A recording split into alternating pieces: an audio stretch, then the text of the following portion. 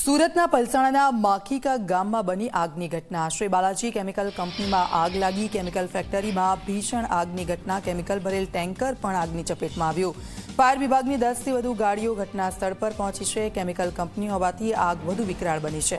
બારડોલી, કડોદરા, કામરેજ, સચિન સહિતના ફાયરની ટીમોએ આગ પર કાબૂ મેળવવાનો પ્રયાસ કર્યો છે। આગની આ ઘટના आप जो श्री बालाजी केमिकल कंपनी में भीषण आग लगी। केमिकल फैक्टरी में आग लगता अफरा तफरी मची।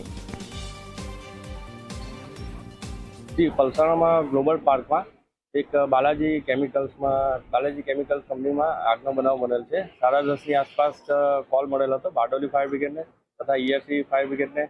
तात्कालिक धोरणे बारडोली नी टीम, ईआरसी नी टीम तथा आजूबाजू नोटिफाइड एरिया नी टीम મળીને બધી હાલ સ્થળ પર ગાડીઓ આવી ગઈ છે અને આગ પર કાબુ મેળવવાની કામગીરી હાલ ચાલુ છે। કેમિકલની કંપની છે એટલે અત્યારે હાલ ફોર્મનો મારો ચાલુ છે અને થોડીક ફોર્મ મારીને અમે કંટ્રોલ મેળવવાનો પ્રક્રિયા કરી રહ્યા છીએ।